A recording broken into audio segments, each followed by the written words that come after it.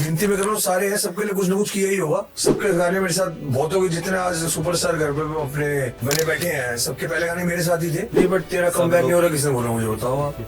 Comeback किसने बोला ये बात? आप बताओ, इसका जवाब दो मुझे। मैंने पहले भी कहा था, अभी फिर कह रहा हूँ, बाप बाप होता है, बेटा बेटा होता है। सही कहा था उसने कि नैनो नैनो होती है, रोल्स रॉयस होती है। यहाँ तो शेयर नहीं करते गाना, यहाँ तो ऐसी मौत आ जाती है लोगों को। किसी को अब ये कह दो, अब तो अगर बोलना ही बंद कर दिया है, 5-6 साल हो गए। यहाँ तो किसी को बोल दो कि भाई गाना है जरा शेयर कर देना। वीरे यार मैं ना करदा यार, मैं हुणे ना कुछ शेयर किया है थोड़ी देर पहला ना, मैं करदा शेयर। अच्छा दूजा किसी को बोलो, हाँ जी मैं कहना मैनेजर नू करदा हो। हमारा पंजाबी कल्चर खराब कर रहे हो आप, गाने को हटाओ नहीं तो गोली मार देंगे, ये कर देंगे वो कर देंगे, ब्ला ब्ला। और की मंगना मैं रब कोलों है, नित खैर मंगा तेरे दम दी। हो बाज सजन रजपाल तेरे मैं है, वे मैं को जिया किड़े कम दी। हो नित खैर मंगा, नित खैर मंगा, नित खैर मंगा सोनिया मैं तेरी, दुआ ना कोई होर मंगदी। नित खैर मंगा सोनिया मैं तेरी, दुआ ना कोई होर मंगदी। आज हमने बात करी फेमस पंजाबी सिंगर गिरी कमन भाई से। हमने जाना उनकी जर्नी के बारे में, कैसे बने वो डीजे एमी से गिरी कमन। हमने काफी बातें करी पंजाबी म्यूजिक इंडस्ट्री के बारे में, म्यूजिक लेबल्स के बारे में, उनका फर्स्ट हिट सॉन्ग कैसे बना उस बारे में, और ऐसे ही काफी इंटरेस्टिंग टॉपिक्स पे काफी डीप कॉन्वर्सेशंस। तो let's get it started. Light, camera and action. तो सर, दिल्ली का बैड बॉय कहा जाता है आपको, कहते हैं, पता नहीं मतलब कितना सच है ये? सच होगा तो ही कहते हैं, कुछ तो होगा। मतलब फिर भी आपकी पर्सनालिटी को देख के, your personality, your charm, everything. नहीं, I am the kind of person, मैं जो हूँ मुंह पे हूँ, मेरे से दिल पे बात रखी नहीं जाती। मैं बैक बिचिंग नहीं करता, मेरे को आदत नहीं है। जो मुझे बुरा लगेगा मुंह पे बोलता हूँ, सामने वाला बुरा माने मानता रहे। कहना तो बैड बॉय, मुझे क्या फ़र्क पड़ रहा है, टैग लाइन तो है। म्यूजिक इंडस्ट्री में आना कैसे हुआ आपका? म्यूज़िक इंडस्ट्री में मुझे एक्चुअली बहुत सिंस स्कूल टाइम मुझे म्यूज़िक के साथ क्रश था ना, प्यार होता है। Yes. But I since I belong to a business family, so मैं बिजनेस में मुझे जाना पड़ा। बट कहीं ना कहीं वो लगाव था वो म्यूज़िक के साथ। तो Honey Singh and me were childhood friends, okay. And हम लोग साथ में डीजिंग भी करते थे और म्यूज़िक पे कुछ ना कुछ करते रहते थे। तो बस वहीं से एक एक दिन कीड़ा जागा कि यार नहीं, अभी कुछ अपने लिए करना है। अभी लोगों के लिए बहुत कर लिया, घर के लिए बहुत कर लिया, अपने लिए करना है। जो एक खुशी मिलती है अपने लिए करके, वो लेनी है, वो प्राप्त करनी है। तो ऐसी बस बस मूड बन गया और म्यूज़िक में एंट्री हो गई। DJ Amy, DJ Amy. DJ Amy के नाम से आपको बहुत ज्यादा जाना गया, लोगों ने बहुत प्यार भी दिया। बट ये डीजेइंग से म्यूजिक का सफर, आपने मतलब बहुत स्टडी करी हुई है, मतलब ये नहीं पता था मुझे, डीजे एमी सर पता है बचपन से आपके फैन है। आपकी वीडियोस और आपके म्यूजिक हम सीडी वाले टाइम से सुनते आ रहे हैं। Thank you so much. तो डीजे एमी से कब आपने सोचा डीजेइंग करते करते कि आप म्यूजिक, अपना खुद का म्यूजिक बनाना स्टार्ट कर देंगे? देखिए हुआ ऐसा कि मैंने आपको बताया मैं बिजनेस फैमिली से बिलोंग करता था। So we have a banquets in Delhi. Okay. So मैं वहाँ बैठता था, रोज़ दाल मखनी शाही पनीर बेचना, वही काम करना। तो एक दिन मुझे मुझे ऐसा लगा कि यार मुझे 2011 में कि मुझे अब म्यूज़िक में अपना ध्यान लगाना चाहिए। और उसी टाइम यो यो हनी सिंह की मतलब बूम पे चढ़ना, मतलब एक लेवल हनी सिंह को मिल गया था। हाँ जी। तो बचपन से दोस्त भी था और अच्छा प्यार भी था, और मुझे लगा कि यार नहीं, हमने साथ शुरू किया था एंड मुझे भी अब इस म्यूज़िक लाइन में आना चाहिए, क्योंकि ये मेरी लाइफ नहीं है। जो मैं कर रहा हूँ, जो मैं करना चाहता हूँ, मुझे वो करना चाहिए। तो बस वहाँ से एंट्री हुई 2011-12 में म्यूज़िक इंडस्ट्री के अंदर। आपने पहला गाना कब बनाया सर? मेरा पहला गाना आया था बादशाह के साथ, take your sandals off. So that वो सोनी म्यूज़िक के साथ था, 2012 की बात है। इतने बड़े बड़े लेबल्स बैक करना मुश्किल नहीं होता? उस समय मुश्किल था। आज की डेट में जो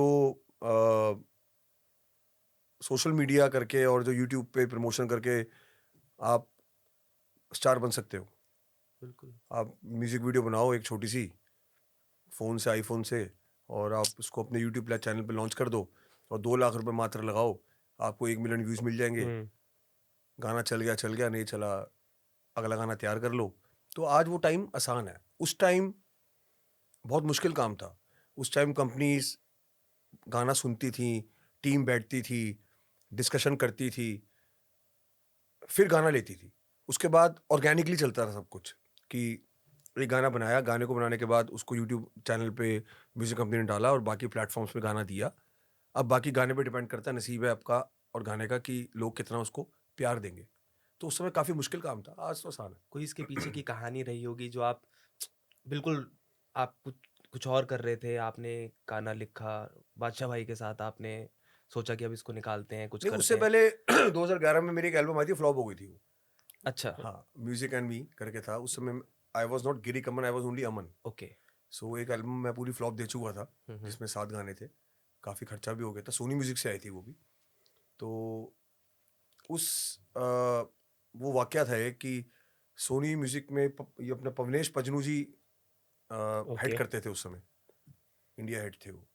तो मैं उनके पास वो एल्बम लेके गया, बना ली, गाना लेके गए। तो उन्होंने एल्बम देखी और सुनी, तो और उन्होंने नॉर्मली जैसे टेबल पे रखते हैं ना, फेंकते हैं, मतलब काइंड ऑफ रखते हैं, या फेंकी या रखी, कि यार ये तो एल्बम बेकार है, चलेगी नहीं। तो निराश सा हो गया मैं बिल्कुल ही यार। मुझे आज तक वो दिन याद है। मैं अपने घर तक गाड़ी में बैठ के जा रहा था और मैं ही सोच रहा था कि यार मेरे 35 लाख रुपए बर्बाद हो गए, अब मैं करूँगा क्या? 35 लाख रुपए हाँ, आप लगा उस चुके थे टाइम उस एल्बम हाँ, में, मैंने 2011 11 में। तो मैंने अगर ये कहा सोनी प्रोड्यूस करी थी, सॉरी, बट अगर सोनी प्रोड्यूस करी थी तो आपके अपने भी पैसे लग रहे थे? नहीं, उस समय आज कंपनी पैसा दे देती है, उस समय कंपनीज पैसा नहीं देती थी। उस समय आपको अगर कुछ करना है तो अगर आपको आज स्टार्ट करना है कोई चीज़, तो आपको अपने पैसे लगाना पड़ेगा ना। ओके। कोई आप पे ट्रस्ट नहीं हाँ, करेगा। ऑब्वियसली। उस समय मैं न्यू कमर था, मुझे अक्ल नहीं थी ना मुझे पता था कैसे क्या करना है, ना कंपनी को ट्रस्ट था। तो शुरुआत में अपना पूरा सब कुछ एल्बम तैयार कर ली किसी की बातों में आके।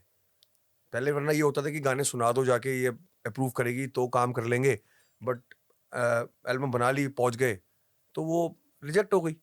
तो मैं घर आ रहा था, मैंने कहा यार अब तो ये पैसे बर्बाद हो गए और बिजनेस भी छोड़ दिया, और अब घर पे क्या मुंह दिखाऊंगा।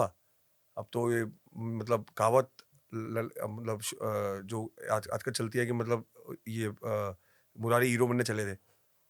तो वो मैंने कहा ये तो काम खराब हो गया यार। मैं घर आया, मैं घर आके बहुत डिप्रेशन में था, बड़ा सोच रहा था यार क्या करूं क्या ना करूं। मुझे 10 बजे फ़ोन आया सोनी म्यूजिक से, पवन जी का, कि यार तू अपना एल्बम लेके आ मेरे पास अगले दिन। मैं उनके पास अगले दिन लेके गया, तो उन्होंने बोला यार मैंने I didn't mean to do that, but वो एक मोमेंट था, बट ठीक है अब तुमने बना ली है तो इसको रिलीज करते हैं। तो मैं कहा ठीक है रिलीज कर दो। And he was right, flop album हो गई थी बिल्कुल, मतलब पिट गई थी एल्बम, जीरो। फिर ब्रेक लिया 5-6 महीने का। फिर बादशाह मिला मेरे को पंजाबी बाग 24/7 पे एक दिन रात को। तो मेरा चाइल्डहुड फ्रेंड है एक और, सचिन छाबड़ा, तो मैं उसके साथ 24/7 में वी वर हैविंग बिरयानी रात को 2 बजे। तो हम खड़े थे, तो जब बादशाह नहीं था, मैं गिरी कमन नहीं था, ऐसी मुलाकात हुई सडनली कि अच्छा भाई आप क्या करते हो? मैं म्यूजिक करता हूँ। आप क्या करते हो? यार मैंने एक एल्बम निकाली थी, वो फ्लॉप हो गई, मैं गाने गाता हूँ। अच्छा चलो ठीक है, काम शुरू करते हैं, नया कुछ क्रिएट करते हैं। बस अंदर से मेरा फ्रेंड गया, वो कैडबरीज की चॉकलेट लेके आया, कुछ मीठा हो जाए, उसको ये बोल के मीठा, बस चॉकलेट खिलाई, मैंने मुंह मीठा करा। 4-5 दिन बाद हमने गाना डब कर लिया। गाना डब करके मेरे पास डमी आ गई बाद में, और वो डब करने के बाद हमने उसको सोनी को दिया दोबारा, क्योंकि रिलेशन तो अच्छे थे ही।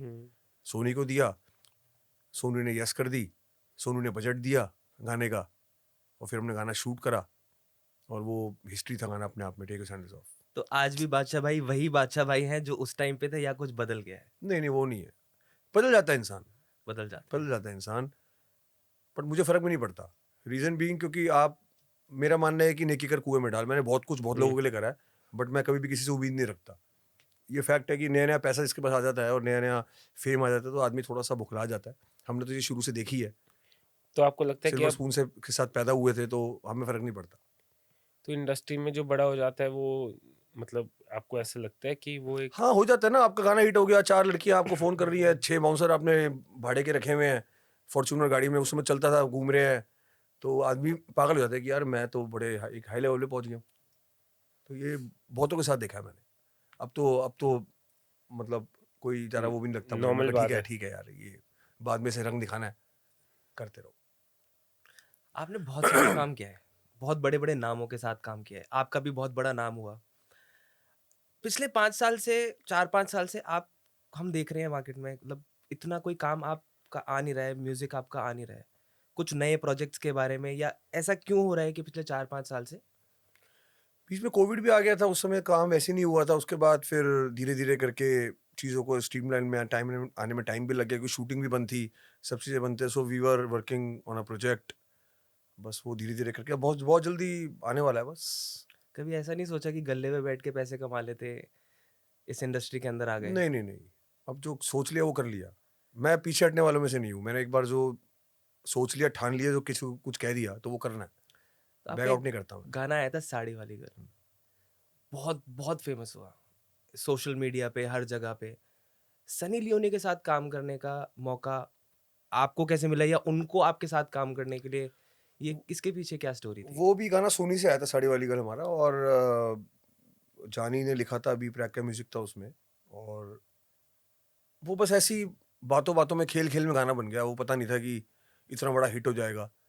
तो वो गाना बनाया हमने, गाना बना के बस ठीक है, गाना बन गया था, ओके, एंड एक दिन मैं अपनी फैमिली के साथ कहीं डिनर कर रहा था, तो उस होटल में सनी लियोनी और उसका हस्बैंड भी डिनर कर रहे थे, ओके। जस्ट सामने वाली टेबल पे मेरी। ओके वाह! तो उस समय एक गाना मेरा ऑलरेडी आ चुका था, हिट सुपर हिट हो चुका था, तो मैंने किसी स्टीवर्ड को बुलाया, मैंने कहा यार एक काम करो जरा, ये सामने सनी लियोनी बैठी है, मुझे इससे 5 मिनट के लिए मिलना है, after her dinner I want to meet her, I want to you know discuss regarding a song. तो उसने जाके बोला, तो डैनियल उसका हस्बैंड है, he looks after everything, Daniel Weber I think, है हाँ, ना? Daniel weber. तो डैनियल ने बोला ठीक है, after dinner we will meet. तो फिर हम मिले, तो डैनियल ने बोला ठीक है, आपने गाना सुनाओ। मैंने गाना सुनाया, मैंने स्टोरी बताई, मैंने कहा जी इसमें सनी लियोनी ने साड़ी पहननी है, तो उसको लगा शायद कोई साड़ी बनाने वाला मिल गया पहली बार। तो वहाँ से शुरू हुआ, तो उसने बोला ठीक है, अब मेरा इतना बजट है, मैंने बोला मेरा इतना बजट है, करते करते हमारी नेगोशिएशन शुरू हुई, तो कहीं जाके इस चीज़ अटकी, और मैंने बोला ठीक है, डन है, आप ये चेक पकड़ो, और बाकी पेमेंट आपको गाने से शूट से पहले पहुंच जाएगी। वो चीज़ बात हुई, अगले दिन मैं चंडीगढ़ गया, तो जानी बी प्राक हम लोग बैठे हुए थे, तो मैंने बोला यार मैंने सनी लियोनी ले लिया है, सो दे वर शॉक्ड कि यार ये क्या हो गया, सनी लियोनी ले ली? नहीं पाजी आप झूठ कह रहे हो। मैं कहा नहीं यार सच्ची में सनी लियोनी ले लिया, रात को मीटिंग करके आया हूँ, तो ऑलरेडी डन है, सब कुछ हो गया है। उन्होंने तभी विश्वास नहीं करा, तो मैंने फिर सोनी फ़ोन मारा, मैंने बोला जी सनी लियोनी को हमने फाइनल कर दिया है, तो तब जाकर उनको ट्रस्ट हो गया, कंपनी को कह रहा है तो इसका मतलब फाइनल कर दिया हुआ। सो दे वर लाइक सातवें आसमान में, यार ये क्या हो गया एकदम। मुझे खुद मतलब मुझे खुद हैरानी थी कि यार ये सीन कैसे बैठ गया। वो सब चीज़ें ना एक वो लिखी हुई थी कि वो होनी थी, डेस्टिनी वहाँ सब डेस्टाइन्ड था वो, सारा कुछ। बहुत बैकलैश मिला इस गाने के बाद, कई जगहों पे। बहुत ज़्यादा। तो उसके बारे में क्या आप बताना चाहोगे? कुछ कुछ बहुत डीप स्टोरीज़ हैं इसके बारे में, कमेंट सेक्शंस में भी बहुत कमेंट्स आए, बहुत सारी चीज़ें हुई। धमकियाँ भी मिली बहुत सारी मुझे, धमकियाँ मतलब किस तरीके की धमकियाँ? जान से मारने की, वही सनी लियोनी को ले लिया आपने, हमारा पंजाबी कल्चर ख़राब कर रहे हो आप, गाने को हटाओ नहीं तो गोली मार देंगे, ये कर देंगे, वो कर देंगे, ब्ला ब्ला ब्ला। तो मैंने कहा यार कल्चर क्या ख़राब कर रहे हैं, मैं तो साड़ी पहनाई है सनी लियोनी को, लोग तो उतरी हुई देखना चाहते हैं, मैंने तो पहनाई है, मैंने क्या गलत कर दिया? मैंने तो फैमिली वाला गाना बनाया है कि आपकी वाइफ, मदर, बच्चे, फादर सब बैठ के गाना देख सकते हैं, तो आप लोगों को पता नहीं प्रॉब्लम क्या हो रही है। छुप के सबने उसकी वीडियोस देखनी है, सही सारे गलत काम करने हैं, बट एक आदमी ने अगर उसको कोई ढंग का काम कर दिया, तो वो समाज के ठेकेदार खड़े हो जाते हैं कि यार ये काम गलत कर दिया, इसको हटाओ। तो मेरे पास 3-4-5 कॉल आए थे रात को, मुझे याद है मेरा गाना जिस दिन रिलीज हुआ था, I don't remember the date, but रात को मुझे 12 बजे के आसपास कभी वाया दुबई, पाकिस्तान, यूएसए और एक आधी कंट्री से और मुझे वाया इंटरनेट के थ्रू फ़ोन आए। तो मैंने शुरू के 2 फ़ोन तो लाइटली लिए, मैंने कहा यार ये क्या है, कुछ नहीं, मजाक कर रहा हूँ कोई।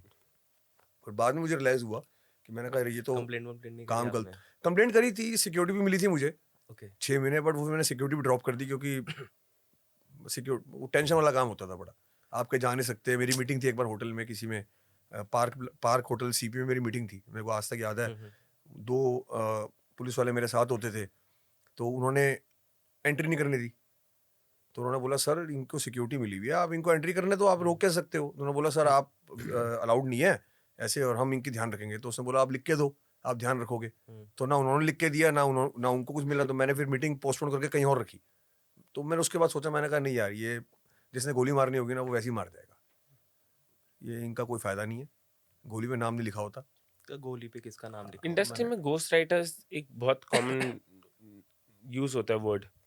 तो जो बड़े बड़े स्टार्स हैं, जितने बड़े बड़े म्यूजिशियंस हैं, क्या वो सीरियसली घोस्ट राइटर्स जो उनके गाने होते हैं वो कोई और लिखता है और वो अपने नाम से लॉन्च करते हैं? होता है। लेट्स सपोज आप लिखते हो या म्यूजिक करते हो, आपका नाम नहीं, आपको पैसे की ज़रूरत है, तो मैंने आपको बोला कि ठीक है आप मुझे अपना कंटेंट दे दो, मुझसे पैसे ले लो, मैं आपको राइटिंग में आपका नाम नहीं दूंगा। कुछ बेचारे लोग होते हैं जिनको ज़रूरत होती है वाकई में घर चलाने के लिए पैसे की, तो वो अपना टैलेंट बेच देते हैं बेचारे। बट मुझे ऐसा लगता है कि एटलीस्ट अगर आप किसी का टैलेंट खरीद रहे हो पैसे दे के भी, तो उसका नाम ज़रूर दो, क्योंकि नाम से ही टैलेंट, मतलब नाम बहुत ज़रूरी है। फिर पैसा हर चीज़ नहीं होती। आप गलत काम कर रहे हो, अपने कर्म बांध रहे हो और कुछ नहीं कर रहे। पैसे आपने दे दिए ठीक है, पर कहीं ना कहीं आप उसका एडिशनल में नाम तो दो, क्योंकि इंसान नाम का भी भूखा होता है पर वो कहीं बेचारा तो नहीं कर credit दो। पाता। क्रेडिट, हर आदमी क्रेडिट का भूखा है। आपका क्रेडिट नाम में नाम आएगा तो आप 4 लोगों को दिखाओगे यार ये गाना मैंने लिखा था, ये गाना मैंने प्रोड्यूस किया था, या इस गाने में मेरा ये रोल था, ये मेरा इसमें ये चीज़ मैंने करी थी। बट आप पैसे ले, जब वो गाना रिलीज होता है तो आदमी कहता है यार इसमें मैं क्या लोगों को दिखाऊं, मैं तो पैसे लेके अपना सब कुछ हाथ पर काट दिए। तो फिर ये आपने परमीश सर के साथ भी काम किया। परमीश भाई के साथ काम करने का एक्सपीरियंस कैसा था? आज तो परमीश भाई भी रीच में हैं, अभी भी आपकी बातचीत में हैं, या फिर मैं किसी से बात नहीं करता, किसी से भी आपकी कोई बातचीत नहीं मेरी होती? किसी से बातचीत नहीं, ना मैं किसी से बात करता हूँ, ना मैं किसी को मुंह लगाता हूँ।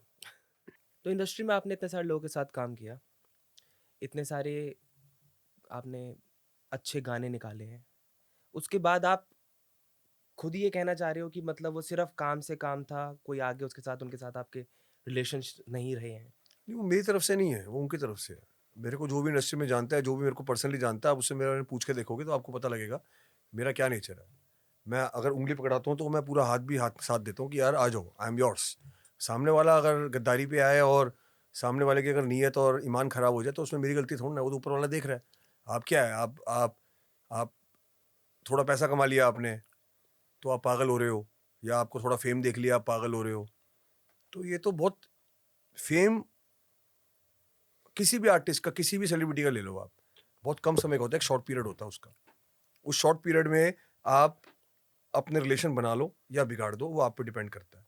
एग्जाम्पल देता हूँ मैं आपको, यो हनी सिंह है, वो आदमी आज भी अपने गाने लेके आ रहा है। वो आदमी आज भी, लोग उस आदमी को अपना हाथ पकड़ाने को तैयार है कि यस आ जाओ हम आपके साथ हैं। क्यों? क्योंकि यो हनी सिंह ने रिलेशन बनाया है। वो उसको पता है कि इंसानियत क्या होती है, एथिक्स क्या होते हैं लाइफ के अंदर। तो उसकी वो पीठ पीछे तारीफ है उस आदमी की कि वो आदमी दिल का राजा आदमी है। वो ऐसे आदमी इंडस्ट्री में मेरे ख्याल से इक्का दुक्का ही होंगे, या फाजिलपुरिया हो गया एक, या हनी सिंह हो गया। इक्का दुक्का लोग हैं जो जिनके अंदर इमोशंस हैं, जिनके अंदर जो पैसा नहीं देखते, जो पावर नहीं देखते, वो सिर्फ दिल से आदमी इंसान से प्यार करते हैं और अपनी कला से प्यार करते हैं। तो ऐसे बहुत कम लोग हैं। माफिया मुंडीर आपने अपनी आंखों के सामने ही बनते हुए देखा होगा।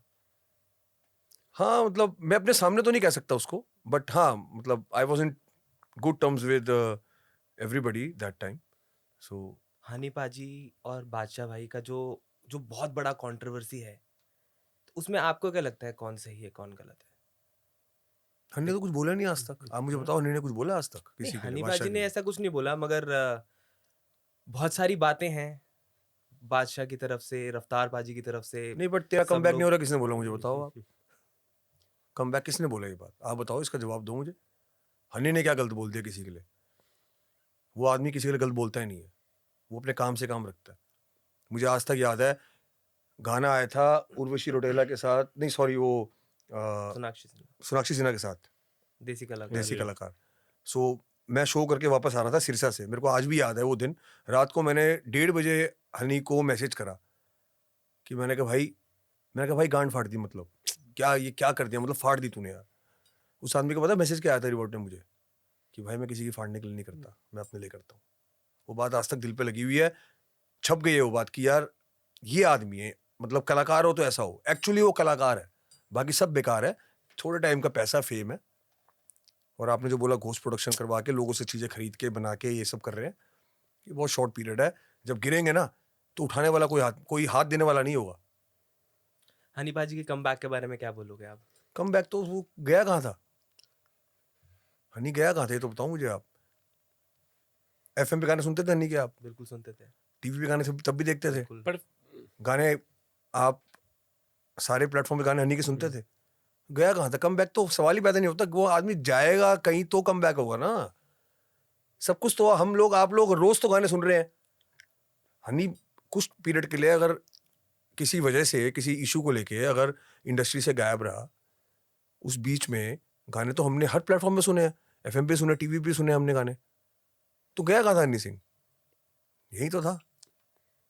पर ड्रिंकिंग और ड्रग्स, अगर हम इन दो बारे में बात करें इंडस्ट्री को लेके, ये कितना बड़ा एक स्टार, एक आर्टिस्ट के लिए ये लाइफ में कितना बड़ा रोल प्ले करता है इंडस्ट्री में रेलेवेंट रहने के लिए या रेलेवेंट होने के लिए, या लोग जो जज करते हैं? डिपेंड करता है यार आपके ऊपर कि कोई आप पता नहीं कि ड्रग्स से क्या ही चीज़ होती होगी लोगों को या नशे से क्या ही चीज़ मिलती होगी। मुझे ऐसा लगता नहीं है, ये सब मिसकंसेप्शन है। मैं आपको बहुत सारे आर्टिस्ट दिखा दूंगा जो ड्रगिस्ट नहीं है या जो शराब नहीं पीते, जो सिगरेट भी नहीं पीते और वो काम कर रहे हैं, बहुत अच्छा काम कर अच्छा रहे हैं। काम कर रहे ये तो आपकी पता है क्या है, ये आपकी वो है कि आपने कौन सी राह चुननी है, ये आप पे डिपेंड करता है, आपकी कंपनी पे डिपेंड करता है। आज मैं आपके साथ यहाँ पॉडकास्ट में बैठा हूँ, हैं। हाँ जी, आप मुझे बियर ऑफर करोगे, आप बियर पीते हो, मुझे बियर ऑफर करोगे, वो मेरे पे डिपेंड करता है ना, मैं पीऊँ ना पीऊँ। एग्जैक्टली। अगर मैं पी लूंगा तो वो मेरी इच्छा है, वो मेरा वो मेरी कंपनी के साथ में बैठ के एंजॉय कर रहा हूँ तो मैं पी रहा हूँ। इट डजंट मीन दैट पूरी इंडस्ट्री बियर पीती होगी या पूरी इंडस्ट्री ड्रग्स लेती होगी। वो मेरे पे डिपेंड करता है। मुझे नहीं लेना, आप पियो ना यार, मुझे नहीं पीनी, मैं I am very much okay without it. It depends. तो ये कह देना कि इंडस्ट्री में चलता तो सारे ऐसे करते होंगे, ऐसा नहीं है।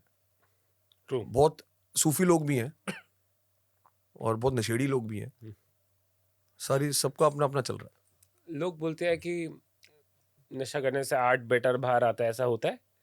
करके देखता हूँ, करके देखूंगा आपकी इस बात पे अगर ये फैक्ट है तो। आपने कभी किया है?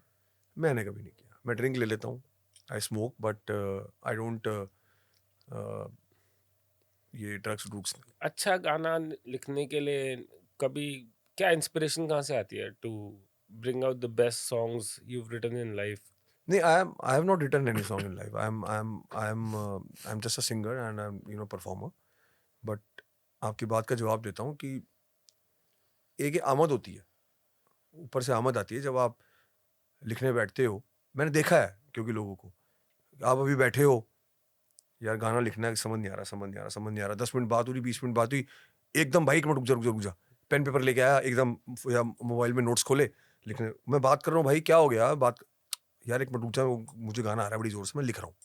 तो ये बहुत बार देखा मैंने, ये एक्चुअली आमद होती है कि एकदम कोई चीज़ आपके साथ कनेक्ट हुई है, आपको वो चीज़ लिखने का इच्छा हुई है, आपके दिमाग में कोई कंसेप्ट आया, आपने तुरंत उसको अपने विजन को पेपर पे या मोबाइल नोट्स पे उतार दिया। तो ये होता है। तो ये मेरे को गाना आया है, मैंने गाना लिख दिया। हो आता ही है। ये कोई कहे कि यार मैंने कभी ऐसा नहीं देखा कि यार बाजी मुझे गाना लिख के दो, अच्छा भाई आप ना कल आना, या 2 दिन बाद दे दूंगा, 3 दिन बाद दे दूंगा, ऐसा नहीं होता।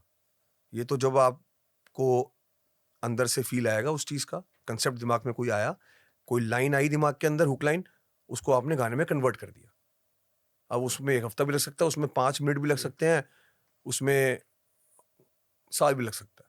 इट डिपेंड्स कि आप किस लेवल पे सोच रहे हो, आपका लेवल क्या है, आपका लिखने का है, आपकी सोच क्या है, वो डिपेंड करती है वहाँ पे। So what is the Fazilpur या गिरे कमन कनेक्शन?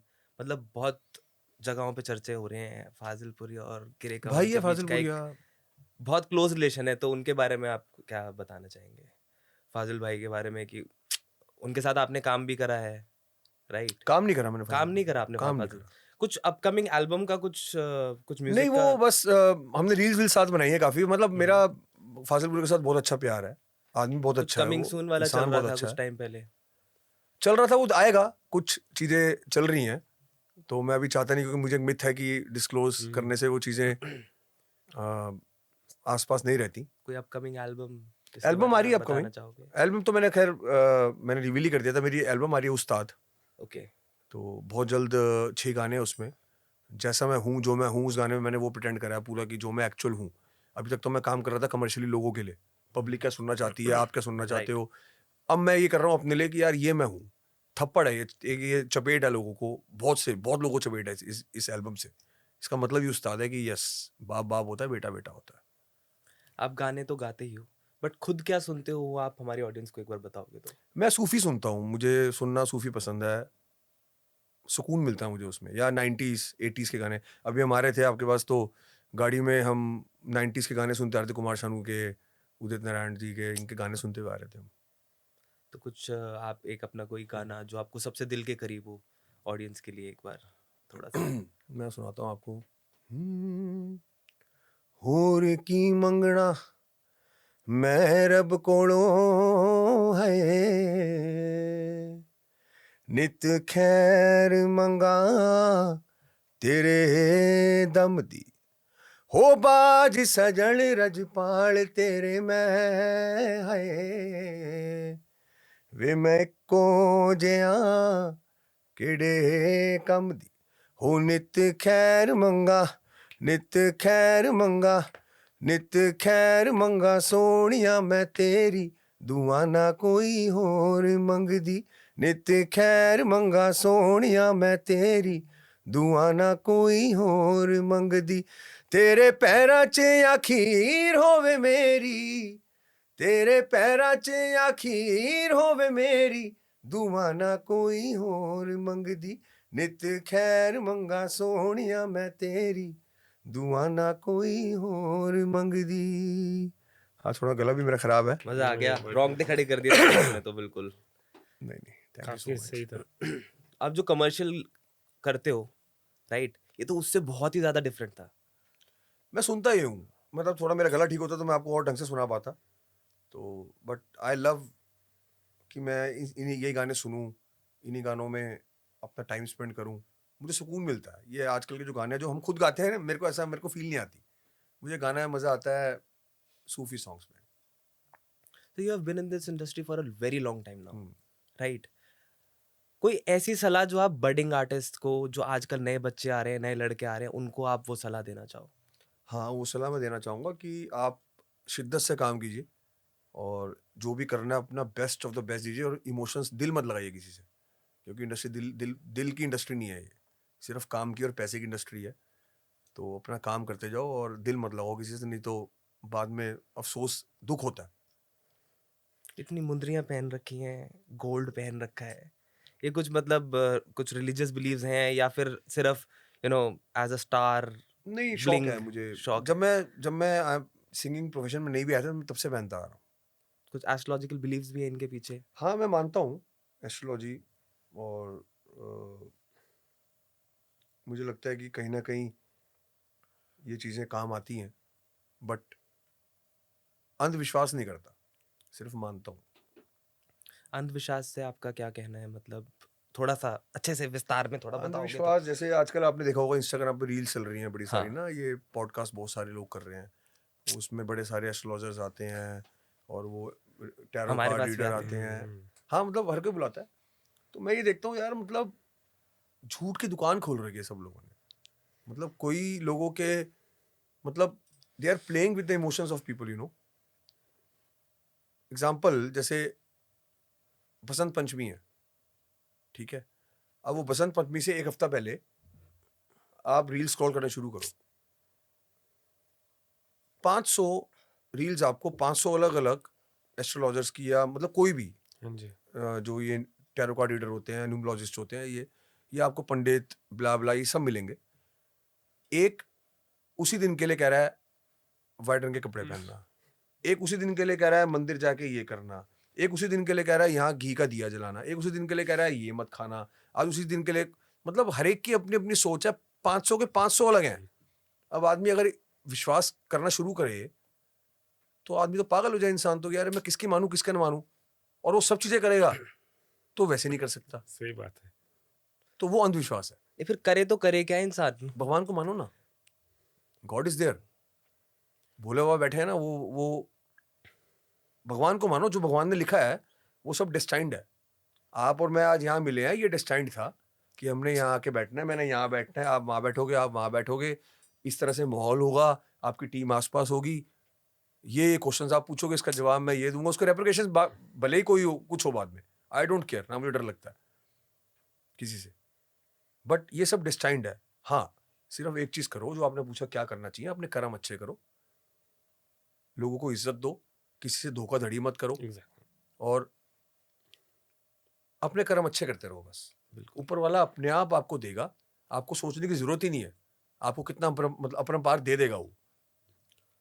ये आप फॉलो कर लो एस्ट्रोलॉजी, आप भी चले जाओ, ठीक है, मैंने भी पहनी हुई है, ठीक है, ये इसलिए पहनी जाती है भाई, चलो ठीक है, किसी ने कह दिया तो पहन ली, ये कुछ प्रकोप हल्का कर देती हैं, ऐसा मेरा मानना है, ऐसा लोग कहते हैं, तो मैंने पहन ली। आपने कितना टाइम स्ट्रगल किया? अगर कोई बंदा नया जो नए गाने लिखना शुरू किए कॉलेज के बाद, जैसे हमने भी, मेरे भी कॉलेज में दोस्त थे जो लिखते थे तब, पर तब नए नए थे। स्ट्रगल मैंने आपको बताया ना कि पहली एल्बम फ्लॉप हो गई थी, मॉरल टूट चुका था, दिमाग टेंशन में था, अब दोबारा नया करना है, तो स्ट्रगल तो काफी रही है, बट वो चीज सिखा के गई है। कुछ लोगों को सब कुछ मिल जाता है बैठे बिठाए, ओवरनाइट फेम मिल जाता है। हमने ये चीजें धक्के खाए हैं, हमने मतलब चीजें देखी हैं बहुत पास से, तो आज उस चीज को हम आगे किसी को गाइड कर सकते हैं कि भाई मुझसे कोई आगे पूछता है कि भाई यार ये करना चाहता हूँ, ये करना चाहता हूँ, I always prefer to give a genuine advice to everyone, पर मैंने एडवाइस देनी भी बंद कर दी है। ऐसा क्यों? एडवाइस देने से भी आपको ना, जब आप ज्यादा एडवाइस देते हो ना तो लोग उसकी कदर नहीं करते। हाँ, एग्जैक्टली। तो मैं बड़ा दूसरे किस्म का आदमी हूँ, मेरे को I just want to help people, but लोगों को हेल्प चाहिए नहीं। अब लोगों को सिर्फ ये कहेंगे, किसी को हेल्प दे दो ना, चूतिया है साला, क्या है पूछा तेरे से, दिमाग में सोचते हैं अरे भाई मत लेना, अब देनी बंद कर दी है। मैंने कहा अब यार अब बहुत हो गया, आप जिसको एडवाइस दोगे ना वो आपका बागी हो जाएगा आपसे। आप ऐसे बैठे हो, मैं आपको बोलूंगा यार आप पैर नीचे कर लो, ऐसे मत बैठो, ऐसे ये हो जाता है, मैं बताऊंगा आपके भले के लिए, बट आपको लगेगा कि यार आप नहीं, आप कर लो पैर ऊपर, कोई दिक्कत नहीं है। तो मैं बता रहा आपके भले के लिए हूँ, बट आपको 4 बार कोई चीज मैं बोल दूंगा ना तो आप 5वीं बार कहोगे यार आप ये आदमी क्या है यार, आप बागी हो जाओगे। पर आपको ये नहीं पता कि मैं आपको दिल से बता रहा हूँ, क्योंकि मैं दिल से जुड़ता हूँ, इससे जुड़ता हूँ, मेरे से वो दिखावे वाला जुड़ना नहीं होता। सही बात है। मैं दिल से जुड़ने वाला आदमी हूँ, जहां दिल लगता है वहां बैठ गया, जहां दिल नहीं लगता उठो अपने घर चलो, तू अपने घर भाई, मैं अपने घर, तेरे ना तेरा दिया हुआ खा रहा हूँ और ना तुझे खिला रहा हूँ। ऑटो ट्यून कितना बड़ा रोल प्ले कर रहा है आज की डेट में?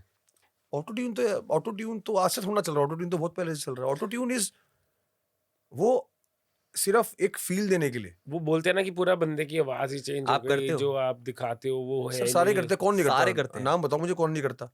एक मतलब माइकल लाल पैदा कर दो। आप इतने ऊंचे स्केल पे गा लेते हो, फिर भी आपको ऑटो ट्यून की जरूरत पड़ती है? ऑटो ट्यून कौन नहीं यूज करता? ऑटो ट्यून क्या होता है? ऑटो ट्यून बेसिकली लोगों की मिसकंसेप्शन है। आप ऑटो ट्यून करके चलो गाना का दिखाओ मुझे, मैं आपको मतलब स्टूडियो बुक हमारे करता हूँ। गाना Right. डाल दो। आप लोगों को ये मिसकंसेप्शन है कि ऑटो ट्यून से कोई भी गाना गा सकता है। ओके, आप मुझे गाना के दिखाओ, मैं आपको अभी स्टूडियो लेके चलता हूँ यहाँ से, इसके बाद मैं आपको ऑटो ट्यून लगवाऊंगा जितना आप बोलोगे, और आप गाना गा के दिखाओ मुझे, आप मैं मान जाऊंगा। तो बेसिकली ऑटो ट्यून का कॉन्सेप्ट लोगों के लिए एक बार क्लियर कर देते हैं। ऑटो ट्यून बेसिकली सिर्फ एक फील के लिए होता है। ऑटो ट्यून स्केल के साथ लगता है, जैसे ए माइनर है, मैंने ए माइनर में गाना गाया, या मतलब किसी भी स्केल पे मैंने गाना गाया है, उस स्केल का ऑटो ट्यून लगता है उस पे। हल्की फुल्की जो मिस्टेक्स होती हैं, क्योंकि मैं सीखा हुआ नहीं हूँ, मुझे गॉड गिफ्ट में गा लेता हूँ। अब वो पर जब मुझे प्रोफेशनली उसको उतारना है तो हल्की फुल्की जो चीजें हैं वो उसको ठीक करने के लिए ऑटो ट्यून लगाया जाता है, कि हल्का फुल्का जैसे सुर कहीं हल्का फुल्का हिल रहा है, उसको सिर्फ सेट करने के लिए, ऑटो ट्यून करने के लिए, भाई उसको ऑटो सेट करने के लिए। ऑटो सेट करने के लिए। हाँ, पर उससे आप सिंगर नहीं बन सकते ना, आपके अंदर कला तो होनी चाहिए उस चीज की। आप देखा गया है कि हेल्थ में भी बहुत ज़्यादा कॉन्शियस हो, राइट? और मेरे ख्याल से फर्स्ट टाइम म्यूजिक इंडस्ट्री के अंदर, पंजाबी म्यूजिक इंडस्ट्री के अंदर बेयर बॉडी आप ही की, पूरा बोलो ना आप, 8 पैक्स विद 8 पैक एब्स आप ही की वीडियो आई थी। तो शुरू से हेल्थ में आप हेल्थ कॉन्शियस रहे हैं या फिर फिटनेस कॉन्शियस रहे हैं? आई वॉज वेरी मच, मैं बहुत मोटा हुआ करता था, पर इंडस्ट्री में घुसने से पहले मुझे किसी ने एक चीज़ बोली कि यार आप को लोग देखेंगे, आप को यूट्यूब पे, टीवी पे, प्लेटफॉर्म्स पे लोग देखेंगे। अब वो सिर्फ दिल्ली नहीं देखेंगे, वो ऑल ओवर वर्ल्ड देखेंगे। तो you have to be presentable, you know. तो उस चीज़ को मद्देनजर रखते हुए मैंने अपना वेट लूज करा। 2011 में मेरा वेट 79 था, मेरा वेट आज भी 79 है। तो उस चीज़ को मैंने मेंटेन करा। तो आप क्या टिप्स देना चाहेंगे लोगों को वेट मेंटेन करने के लिए? मैं जंक फूड नहीं खाता, मतलब बहुत रेयरली कभी एक हफ्ते में एक आधी बार खा लिया, बट मैं जिम रेगुलर 2 घंटे मुझे जिम करना ही करना है। तो मैं उस चीज़ में बड़ा फोकस हूँ कि यार एक जिम डेली लाइफ का हिस्सा बना लिया है। आप खाना भी तो रोज़ खाते हो, आप वॉशरूम भी तो रोज़ जाते हो, आप नहाते भी तो रोज़ हो, पर फिर जिम क्यों नहीं रोज़ कर सकते? एग्जैक्टली। सही बात है। 1 घंटा अपने आप को तो दो कम से कम आप लाइफ का। जब आप 1 घंटा अपने आप को लाइफ का नहीं दे सकते, तो इसका मतलब जब आप अपने नहीं हुए तो आप किसी के नहीं हो। आप एक्सपेक्ट भी नहीं कर सकते फिर बाकी लोगों से। बट ऑब्वियस है ना, जब आप अपने आप को टाइम नहीं दे रहे 1 घंटा या 2 घंटे दिन के, तो फिर आप मुझे क्या टाइम दोगे या आप किसी और को क्या टाइम दोगे? आप जस्टिस अपने साथ ही नहीं कर रहे शुरू में। आजकल डेली लाइफ की जो जीने का लोगों का तरीका है वो बहुत खराब है। खाना पीना खराब है, खाना पीना लेट है, सोना उठना लेट है, लोगों को स्मोकिंग की हैबिट है, लोगों को दारू की हैबिट है, बहुत सारी चीज़ें हैं ऐसी। तो बहुत ज़रूरी है आपको एटलीस्ट, मैं ये नहीं कहता जिम जाओ, मैं कहता हूँ आप योगा करो या जिम जाओ या रनिंग करो या कुछ भी ऐसा काम करो जिसमें आपके कैलोरीज बर्न हो रही हो, जिसमें आप फिट रह सकते हो जिस चीज़ को करने के लिए। तो वो करना बहुत ज़रूरी है, वो करना चाहिए। दिल्ली या बॉम्बे, मतलब आप जैसे दिल्ली रहते हो बट बहुत मेजर आर्टिस्ट सारे बॉम्बे में है, कोई डिफरेंस पड़ता है इस चीज़ से कि आर्टिस्ट दिल्ली है या बॉम्बे है? जैसे एक्टिंग में तो पड़ते हैं। मेजर बॉम्बे के लोग बॉलीवुड के बॉम्बे हैं, मतलब पंजाबी इंडस्ट्री तो लोग आना जाना करते हैं, सिर्फ इक्का दुक्का होंगे जो बॉम्बे रहते होंगे। पंजाबी म्यूजिक ने ना एक हद क्रॉस कर दिया। किसी टाइम पे पंजाबी म्यूजिक का लेवल कम था, आज पंजाबी लेवल का, पंजाबी हरियाणवी ले लो, आप हरियाणवी म्यूजिक ले लो, पंजाबी म्यूजिक ले लो, आज उसका लेवल बहुत ऊपर पहुंच चुका है। आज कोई भी मूवी बनेगी, आप देख लो ना आपके सामने है, हाँ, आज कुछ ना कोई कुछ मूवी पंजाबी बॉलीवुड में होती कोई है। मूवी बनती है, उसमें एक गाना पंजाबी होता है। हाँ जी, बिल्कुल। ये तो अब बहुत मैंडेटरी हो गया है प्रमोशन भी उसी गाने की होती है, और चलता भी सबसे ज्यादा वही सबसे ज्यादा गाना, वो रीमेक करने reels लग पे भी। गए, रीमेक करने लग गए रीमेक आजकल बनने तो। लग गए। तो ये तो पंजाबी म्यूजिक, अब बॉम्बे रहने का कोई ऐसा नहीं है कि मैं बॉम्बे रहा हूँ, मैं कोविड से पहले 3 साल बॉम्बे रहा हूँ। मैंने ये फिर रियलाइज करा कि मैंने कहा यार फैमिली भी छोड़ी हुई है और बॉम्बे रह रहा हूँ, सारा काम तो वहीं से भी हो सकता है क्या भाई? आपको जब कुछ करना हो तो फ्लाइट लेके आ जाओ, 2 घंटे की फ्लाइट है, 2-2.5 घंटे की फ्लाइट, कितनी दूर है? तो इससे कोई फर्क नहीं पड़ता। आप दिल्ली रह के भी, आप कहीं भी रहते हो, आप बॉम्बे आप काम कर सकते हो। आज वो वाला टाइम अलग था कि स्टूडियोज बॉम्बे में होते थे, शूटिंग बॉम्बे में होती थी। आज टाइम अलग है, आज दिल्ली में भी स्टूडियोज हैं डबिंग के लिए, दिल्ली में म्यूजिक करने वाले लड़के भी बहुत अच्छे हैं, यहाँ पे शूट भी हो सकता है, सब कुछ हो सकता है। तो वो टाइम अब नहीं है, वो टाइम, अब टाइम आपका change हो फेवरेट चुका है। आर्टिस्ट? देखो वैसे तो मैं खुद ही हूँ अपना फेवरेट, बट अगर आपने फेवरेट पूछा है तो मेरा एक ही फेवरेट है, यो-यो हनी सिंह। इसलिए नहीं कि वो फ्रेंड है, बट रिस्पेक्ट है उस आर्टिस्ट की, उसके कला की रिस्पेक्ट है। मैंने पहले भी कहा था, अभी फिर कह रहा हूँ, बाप बाप होता है, बेटा बेटा होता है। सही कहा था उसने कि नैनो नैनो होती है, रोल्स रॉयस होती है। वो एक्चुअल फैक्ट है। वो आप कितना मर्जी कुछ भी कर लो, चोरी की म्यूजिक बना लो, बट आप यो का मुकाबला नहीं कर सकते हो। वो लीग ही डिफरेंट है। आप मिलोगे ना, आपको पता लगेगा। आप उसका लेवल ही, उस आदमी का लेवल ही डिफरेंट है, उसकी सोच डिफरेंट है, लेवल डिफरेंट है। वो आपको मिलके पता लगेगा। हम चाहिए कि सर आए हमारे शो पे नेक्स्ट कभी भी। मैं आपका मैसेज आपको- दे दूंगा, मेरे शायद इस पॉडकास्ट के माध्यम से वो आपकी बात सुन ले। और वो दिलदार आदमी है वो, उसको अगर लग गया ना आपकी बात सुन के कि यार मैं जाऊंगा, तो वो कोई बहुत बड़ी बात नहीं, आपको खुद ही मैसेज कर दे वो आदमी कि भाई आपके पॉडकास्ट मैंने देखा था, मैं आपके पास आ रहा हूँ। मतलब इतने डाउन टू अर्थ हैं। बहुत देखो हम पर्सनली मिले नहीं है तो हम तो सिर्फ बातों से ही बोल सकते हैं। आप उनके साथ बहुत डाउन टू अर्थ है। Right. और आपको मिलके पता लगेगा। देखो जब तक आप बरतोगे नहीं किसी के साथ, आपको पता नहीं है। सही बात है। मैंने देखा है, तो मैं आपको इसलिए बता सकता हूँ, जब आप बरतोगे ना आपको पता लगेगा यार वाकई में यार गिरी कमन ठीक कह गया था, ये आदमी वाकई में यारों का यार है। आपने स्ट्रगलिंग डेज भी बहुत देखे हैं, राइट? फैमिली का सपोर्ट कितना इम्पोर्टेंट है? फैमिली का सपोर्ट बहुत इंपॉर्टेंट है। आपको फैमिली छोड़नी पड़ती है, और आपके गुड टाइम्स और बैड टाइम्स में फैमिली आपके साथ ही होती है। राइट। और टाइम भी नहीं दे पाते आप, उसके बाद आप कुछ कर भी नहीं पा रहे होते ना, काम भी ढंग का नहीं कर पा रहे होते, तो आपको स्ट्रेस लेवल बहुत हाई हो जाता है, डिप्रेशन हो जाता है इंसान को कि यार मैं ये क्या कर रहा हूँ, ना मैं फैमिली को टाइम दे पा रहा हूँ, ना मैं अपना काम ढंग से कर पा रहा हूँ। उस टाइम पे अगर फैमिली आपका सपोर्ट ना करे तो आदमी टूट जाता है, क्योंकि जब आपका समय अच्छा होता है ना, तो आपको साथ देने वाले, आपको सपोर्ट करने वाले सब लोग होते हैं। वो आपके दोस्त भी आपके साथ होते हैं, आपके परिवार वाले भी आपके साथ होते हैं, चाहे वो चाचा, मामा, बुआ, फूफा, कोई भी हो, कज़न, सब आपके साथ देंगे। और जब आपका समय खराब आता है, जब आपकी स्ट्रगल पीरियड होता है यार, जब आप स्ट्रगल कर रहे होते हो उस अच्छे समय को लेके आने के लिए, उस समय कोई आपके साथ नहीं होता। सब मजे ले रहे होते हैं और सभी कहते हैं ये कुछ नहीं करना इसने। तो मैंने तो ये चीज़ देखी है अब लाइफ में अपने साथ कि जब मैं स्ट्रगल कर रहा था, आज बहुत सारे मेरे ऐसे वो लोग हैं जो बेटा डिनर पे आना, बेटा बेटा आ जाना, बेटा ये, और सब बढ़िया, दिन में हफ्ते में 4 फ़ोन भी करते हैं। उस समय सुनने को मिलता था, अरे वो कुछ नहीं होना, पैसा बर्बाद करके वो घर के बुद्धू लौट के घर ही आएंगे, इनका कुछ नहीं बनना। तो ये आपको मिलता है, तो इसमें कोई फर्क नहीं पड़ता। कभी बॉलीवुड से कभी कोई एक्टिंग के लिए कोई प्रपोजल आया आपको? नहीं, मेरे को साउथ इंडस्ट्री से आया था। मेरे एक्चुअली गाना भी आ चुका है कन्नड़ मूवी के अंदर, केयर ऑफ फुटपाथ 2 था मूवी का नाम। तो अगर आप देखोगे तो बुलेट नन्ना हाटू करके गाना था, मैंने कन्नड़ लैंग्वेज में गाना गाया हुआ है। और स्पेसिफिकली उन्होंने स्पेशली बुलाया था मुझे बेंगलोर कि सर ये शूट है इस दिन को, तो हम चाहते हैं कि आप हमारे शूट में फीचर करो। उसमें अविका गौर थी, बालिका वधू, उसकी हीरोइन थी मूवी की, एक नया लड़का हीरो था, और उस गाने में मुझे फीचर किया था स्पेसिफिकली कि आप आओ और आपको गाने में लेना है। उसके बाद काफ़ी सारी ऑफर्स आई, पर मुझे साउथ उस साइड जाना नहीं था कभी, क्योंकि यहीं बहुत बढ़िया है चल रहा था। तो मैंने कहा पंजाबी इंडस्ट्री छोड़ के साउथ में कौन एक्टिंग करने जाएगा यार, पता लगे यहाँ के भी नहीं रहे, वहाँ के भी नहीं रहे। बट अब रियलाइज़ होता है कि साउथ में काम कर लेना चाहिए था। रीज़न बीइंग साउथ के लोग रिस्पेक्ट बहुत देते हैं, इज्जत बहुत देते हैं आपको। टैलेंट की वो कलाकार को कलाकार दामाद बना के रखते हैं वो। फैक्ट्स बता रहा हूँ मैं आपको। ये साउथ इंडस्ट्री में पैसा भी है, रिस्पेक्ट भी है।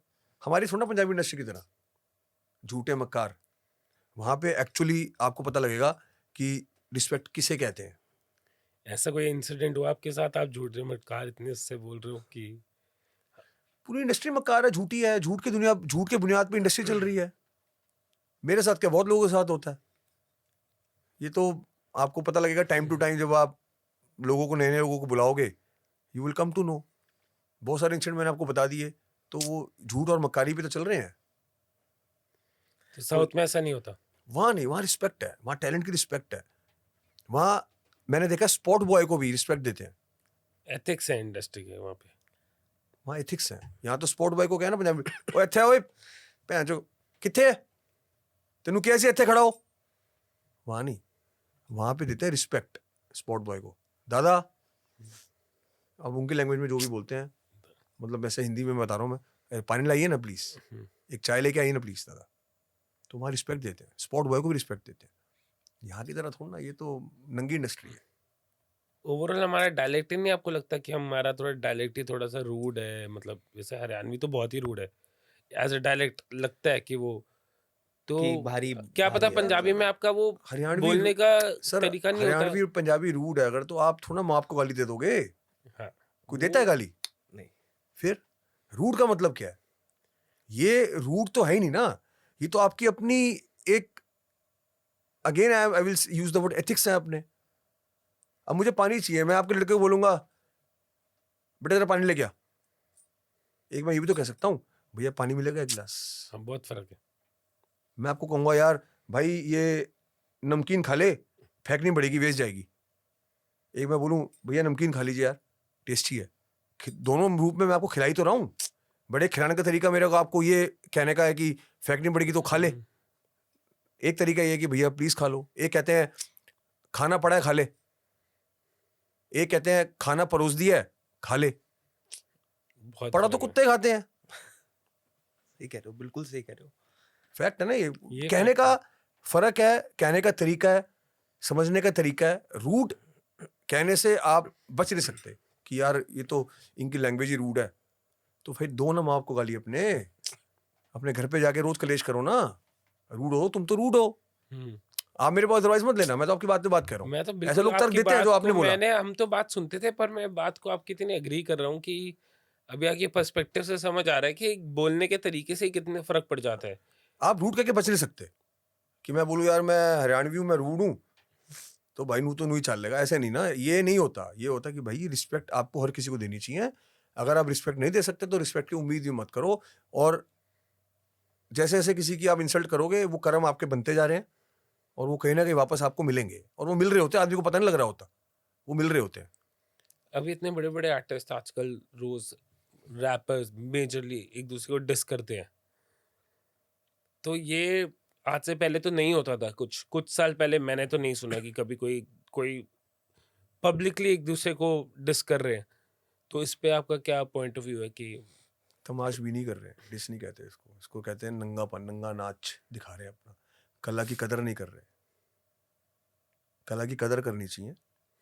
डिस करने से क्या मतलब, मुझे नहीं समझ आता। आपने मेरे पे गाना लिखा, आपने गा दिया तू ये तू हो, मैंने आप पे लिखा नहीं तू ये तू हो, उससे मिल क्या रहा है? उससे बताओ मेरे को हासिल क्या हुआ आपको? मुझे एक कोई भी आर्टिस्ट बता दे जो डिस कर रहा है उसको क्या हासिल हो रहा है इससे, मैं मान जाऊंगा कि डिस करना ओके है। आप बेसिकली अपनी परवरिश दिखा रहे हो। आप अपना, आपके अंदर जो एग्रेशन है, आपके अंदर जो स्ट्रेस है, आपके अंदर जो डिप्रेशन है, आप उसको बाहर निकाल रहे हो। तो आप अपना ये दिखा रहे हो कि आप हताश हो जिंदगी से। तो बिल्कुल आप इसलिए डिस कर रहे हो सामने वाले को। हाँ। मेरे हिसाब से कोई तुक नहीं बनती। अपना काम करते रहो ना यार, पब्लिक पे छोड़ो, पब्लिक को क्या अच्छा लग रहा है। बट पब्लिक भी तो मजे ले रही है। सर पब्लिक तो मजे लेगी ना, पब्लिक को तो पूरा मजा आ रहा है उन चीजों में। सर पब्लिक तो मजे लेगी ना। पब्लिक क्यों नहीं मजे लेगी मुझे बताओ? नहीं, बिल्कुल उनका तो काम है। उनको तो काम है मजे लेने का। पब्लिक का बेसिकली क्या है? पब्लिक, दो लोग लड़ रहे होते हैं। मैं आपको इंसिडेंट बताता हूँ इसके ऊपर एक। मैं चंडीगढ़ से आ रहा था, 6-7 साल पुरानी बात है। तो मेरी गाड़ी खराब हो गई। मैंने गाड़ी खड़ी करी चंडीगढ़ में ही, एक दोस्त के फ्लैट पे, और मैंने कैब ले ली कि इसलिए यार मैं ओला उबर करता हूँ, मैं उससे दिल्ली निकल जाऊंगा। आउट स्टेशन वाली जो ओला उबर बुक होती है ना, राइट। मैंने वो बुक कर ली। अब मैं सेक्टर में एग्जैक्टली भूल गया सेक्टर कौन सा था। उस गोल चक्कर पे एक स्कूटर वाला, सर्दियों के टाइम पे स्कूटर वाला या बाइक वाला था, वो गिरा, बाइक वाला था यस, वो गिरा हुआ था रोड पे, और वो खूनम खून हुआ पड़ा था, उसका पूरा यहाँ से छिला हुआ था। वो बेचारा मतलब वो तड़फ रहा था दर्द के मारे। मैंने शायद हुआ होगा कि एक 2 मिनट पहले एक्सीडेंट हुआ होगा। मैं वहां पहुंच गया, मैंने गाड़ी साइड रोकी, मैं उतर के गया तो इतने में लोग भी आ गए बहुत सारे। अब लोग क्या है, वीडियो बना रहे हैं उसकी। 4 मेरे पास आए, पाजी एक फोटो, पाजी एक पाजी फोटो। मुझे आया गुस्सा, मैंने कहा यार थोड़े से शर्म नाम की चीज है तुम्हारे अंदर। मैंने कहा ये मर रहा है रोड पे, ह्यूमैनिटी। तुम वीडियो बना रहे हो, तुम मेरे से फोटो खींचने को कह रहे हो, शर्म करो।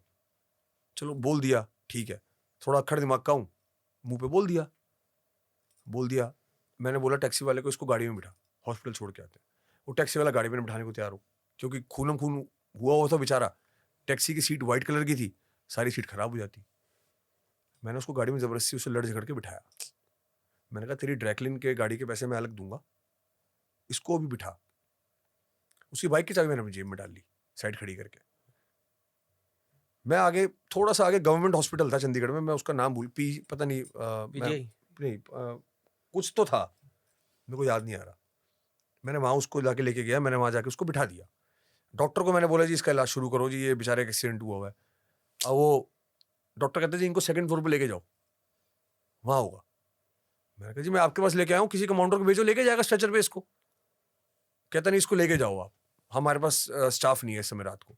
चलो कोई बात नहीं, मैंने स्ट्रेचर लिया, मैंने स्ट्रेचर पे उस लड़के को बिठाया और मैं खुद सेकंड फ्लोर तक वो जो मैं खुद लेके गया उसको रैंप पे। मैं उसको रैंप पे जाके मैं उसको ऊपर जाके बिठा के आया। एक नर्स आई ट्रीट करने के लिए। मैंने बोला मैडम अभी आपके वाले हैं, उन्होंने मेरा लिखा, सब कुछ करा, मैं वहाँ से निकल लिया। मैं थोड़ी सी आगे गया हूँ गाड़ी लेके, मेरे को याद है मेरी बाइक, उसकी बाइक की चाबी मेरे पास रह गई है।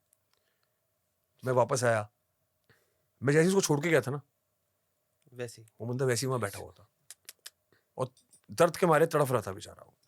उसके बाद मैंने शोर में आना शुरू करा। मैं कहा तुम्हारी ऐसी की तैसी, मतलब एक आदमी मर रहा है, तुम किस बात के डॉक्टर हो? डॉक्टर तो भगवान का रूप होते, तुम तो जानवर हो। इमरजेंसी में, इमरजेंसी की बात बता रहा हूँ मैं आपको। ये अगर ये पॉडकास्ट उस बंदे तक पहुंचेगा उसको याद भी होगा। मैं वापस उसके पास गया, उसको मैंने पहले बाइक की चाबी दी, इलाज शुरू कराया, उसके घर वालों को बुलाया अपने फोन से, फोन मिला के उससे नंबर पूछ के, फिर उसके बाद मैं घर गया। पर बात कहाँ से आई, आप कह रहे थे तमाश भी नहीं ना, वो लोग तमाश भी नहीं कर रहे थे वहाँ, मजे ले रहे थे लोग खड़े होके। नोबडी वाज इंटरेस्टेड कि यार इसको कम से कम हॉस्पिटल तो लेके जाएं। तो लोग तो तमाश भी ना, लोगों का क्या है, अपने कर्म अच्छे करते रहो। किसी को क्यों जवाब देना, जवाब ऊपर वाला देगा ना, अपने आप देगा। हम फैमिली के सपोर्ट की बात कर रहे थे, बाकी सारी चीज़ों। आपकी फैमिली में है कौन कौन लोग? सारे मेरी पूरी, आप भी मेरी फैमिली हो, सारे मेरी फैमिली है। मतलब आपकी शादी हो चुकी है, ये राइट? किसने बताया आपको? सारी जगह इंटरनेट पे हमने देखा। आर यू मैरिड और not? Let's I'm just married. reframe the I am question. married and I'm very lucky to have my wife in my life, and she really supported me very much throughout these years. जब initially start किया था तब struggle थी, तब भी मेरे wife ने बहुत सपोर्ट करा मुझे, तो बहुत सपोर्ट मिला मेरे को वाइफ का हमेशा। सो आई एम ब्लेस्ड। तो आप बता रहे थे स्ट्रगल के टाइम पे फैमिली का सपोर्ट थोड़ा कम था, स्ट्रगलिंग टाइम्स में। अब कैसा फील करती है support family come in the sense क्या था कि मेरे फादर शुरू से बिजनेस किया है, तो मेरे फादर ये कहते थे कि यार ये सब काम जो है ये भांडगिरी है, ये नहीं करनी, अपना आके काम धंधा करो, जो तुम्हारा बिजनेस है कोर बिजनेस उसको संभालो और अपना धंधा करो और इसको आगे बढ़ाओ। मेरा मानना ये था कि यार मैं इसके लिए नहीं बना हूं, मुझे गाने करने हैं तो अब गाने करने हैं। तो one day I realise, I went back to my home from office, मैंने अपना बैग फेंका। मेरी वाइफ, मेरे को आज भी याद है, चादर ठीक कर रही थी बेड की। मेरी शादी नई नई हुई थी 2011 में, Okay. 30 नवंबर 2011 मेरी शादी हुई थी। 13 साल हो जनवरी गए आपकी शादी को? हाँ जी, मेरी जनवरी की ये बात है। मैं घर गया, मैंने बैग फेंका, माई वाइफ वॉज डूइंग, वो बेडशीट ठीक कर रही थी। तो मैंने बोला कि यार मैं कल से ऑफिस नहीं जाऊंगा, मैंने सिंगिंग करनी है। तो मेरी वाइफ ने कहा कि कोई दिक्कत नहीं है, जैसे तुम्हारा मन है वैसे कर लो। मैं कहा देख ले, फाके भी हो सकते हैं, यू नेवर नो। तो कहती ठीक है, नो मैटर, कोई कुछ भी हो करो, ठीक है, आई एम विद यू। मैं कहा ठीक है, बस मैं शुरू हो गया। उसके बाद से फिर मैंने किसी, घर वाले सपोर्ट इसलिए नहीं करते थे क्योंकि उनको लगता था ये कोई काम नहीं है, क्योंकि शुरू से उन्होंने कभी देखा नहीं ना, उनको पता था कि सेलिब्रिटी क्या होता है, ना उनको ये पता था कि यार ये चीज़ मतलब किस लेवल तक आगे लेके जा सकती है। असली में पैसा कितना कमा सकता है इंसान इस लाइन से? पैसे की बात नहीं है ये बात है आपके इमोशंस की, कि आपके फैमिली के साथ बाहर जा रहे हो, आपको 4 लोगों ने घेर लिया, सर एक फोटो, बस वही प्राउड मोमेंट है लाइफ की। आपको आपके फादर को बोला जाए यार मैंने ध्रुव का पॉडकास्ट देखा था, यार बहुत अच्छा कर रहा है यार। आपके फादर नहीं है देखने के लिए इस समय ना, बट जब उन तक वो बात किसी के थ्रू पहुंचेगी, अरे यार वो ध्रुव पॉडकास्ट कर रहा है क्या, वो कहेंगे यार शायद कर तो रहा है, हाँ मजा आ गया यार, he is doing with lot of people यार, वो तो उसके तो अच्छा लेवल चल रहा है यार बहुत। तो वो आपके फादर के लिए प्राउड वाली बात है, रिकग्निशन मिलती है, वो आपकी मदर के लिए प्राउड वाली बात है। पैसा तो बहुत सेकेंडरी इशू आता है लाइफ के अंदर, पैसा तो चोर भी कमा लेता है। बैंकेट का बिजनेस कैसा चल रहा है? बहुत बढ़िया, फर्स्ट क्लास चल रहा है। कभी जाते हो, संभालते हो काम अभी भी, या फिर नहीं, अभी टाइम नहीं मिलता, बिल्कुल टाइम नहीं है। How is your daily routine like? सुबह उठता हूँ, उठ के जिम जाता हूँ, 2 घंटे एक्सरसाइज करके अपना घर आता हूँ, ब्रेकफास्ट करता हूँ, ब्रेकफास्ट के बाद अपना कहीं काम कुम हुआ, कुछ हुआ, स्टूडियो चले गए, रात को वापस आए, डिनर करा, सो गए। स्टूडियो कहाँ बना रखा है आजकल?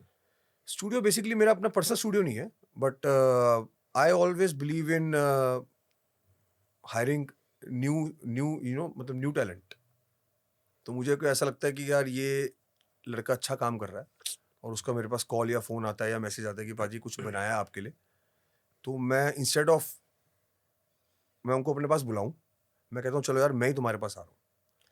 क्योंकि रीज़न क्या है कि जितने आप नीवे रहोगे ना, जितने आप झुके हुए रहोगे, उतना आपको डाउन टू अर्थ। बरकत मिलती है और उतना ऊपर वाला देख रहा होता है।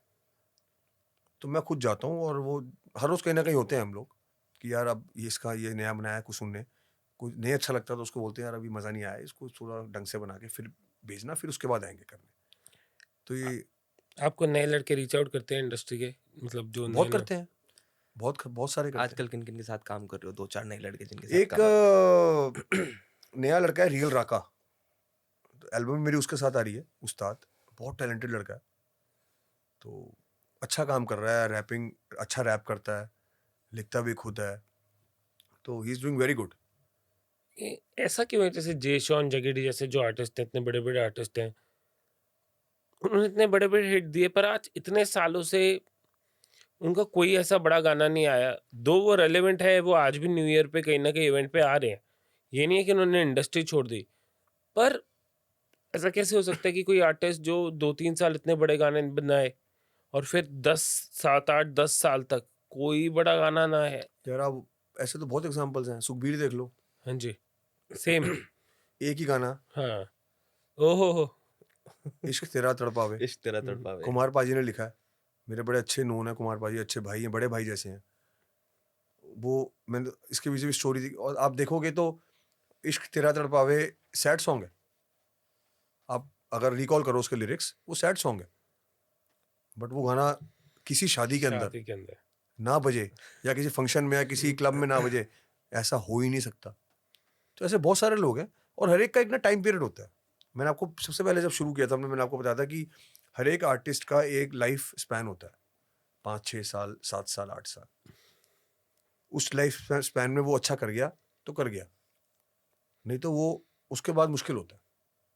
तो हर एक के गाने हैं बेंचमार्क, सभी के बेंचमार्क बने हुए, जैसे मेरा साड़ी वाली girl, take your sandals off, black तिल, जगीडी का मैं था तेरे नाल नचना, सुखबीर का इश्क तेरा तड़पावे, बहुत सारे ऐसे लोग हैं।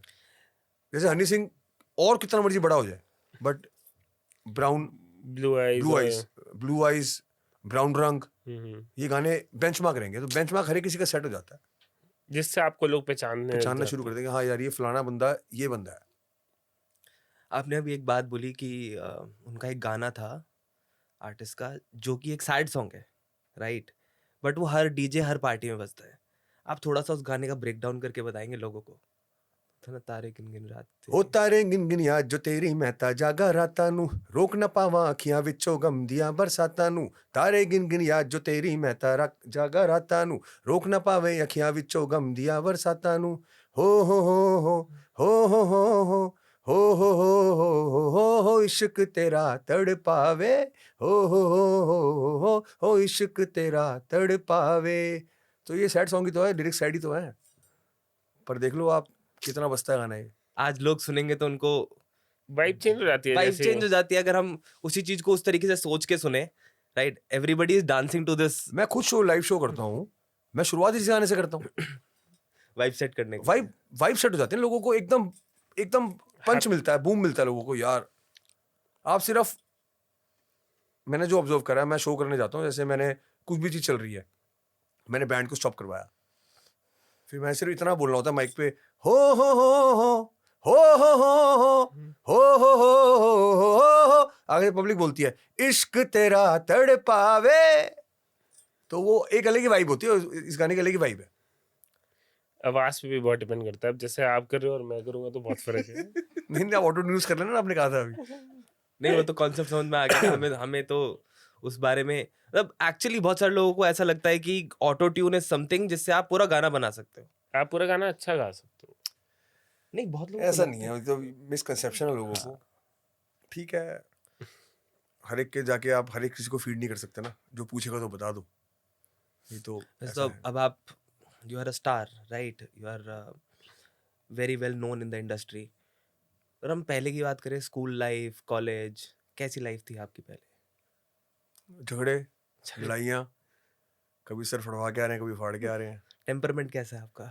मेरा बहुत शॉर्ट है, बहुत शॉर्ट टेम्पर्ड। तभी तो नहीं पड़ती मेरी किसी से, क्योंकि सबको पता है ये पागल है, अक्खड़ दिमाग है, थाने कचहरियाँ हुई हैं। इसको कुछ भी बोल दोगे 2 मिनट से पहले रिवर्ट कर देगा। मैं आपको मैंने पता, मैं दिल में बात रखता ही नहीं हूँ।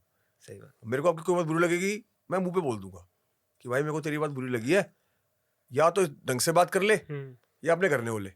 एक चीज, ये उस्ताद एक्चुअली जो मैं हूं वो है एल्बम, जो मैं हूं। क्या म्यूजिक इंडस्ट्री में बहुत एनिमिटी होती है? मैं तो पता, मैंने काफी सुना है ये कि मतलब इंटरनली 2-3 आर्टिस्ट, 4 आर्टिस्ट के आपस में कुछ ना कुछ रंजिश चलती रहती है, हल्की फुल्की, कभी कभी किसी की बड़ी भी हो जाती है। हमने देखा है बड़े बड़े आर्टिस्ट को आजकल डिस करते हुए देखा है। तो क्या वो एक्चुअली होता है? मतलब मैंने एक्टिंग में नहीं देखा, पर म्यूजिशियंस के साथ ये होता है। पता नहीं काहे की ईगो है इनके अंदर, मुझे तो ये नहीं समझ आती है। ऐसे है क्या? कोई सिंगर ही तो हो, रैपर ही तो हो, अपनी कला से प्यार करो ना यार। मैं फिर घुमा फिरा एक ही बात कह रहा हूँ कि आपको ऊपर वाले ने टैलेंट दिया है, आपको पब्लिक प्यार कर रही है, उस टैलेंट की कदर करो, रादर देन उसको किसी और के गलत चीज के लिए यूज करो। पब्लिक जो प्यार दे रहे उनको गाना दो, उनको अच्छी अच्छी चीजें परोस के दो थाली में, ताकि वो खा सके उस चीज को, सुन सके उस गाने को, उनको मजा आए। रादर देन आप किसी को डिस कर रहे हो, आप किसी के लिए उल्टा बोल रहे हो, पता नहीं क्या ही मिलता है, मेरे को समझ नहीं आता इन चीजों से लोगों को। नहीं होना चाहिए ना, नहीं होना चाहिए, बिल्कुल नहीं होना चाहिए। यार आपकी सारी म्यूजिक वीडियोस में को एक्ट्रेसेस जो भी हैं, ठीक है, बिग नेम्स, ज़्यादातर ये अपना बिग बॉस वाला एंगल भी है कुछ। देखा है कि सनी लियोनी भी बिग बॉस में आई थी, सना खान भी आई थी।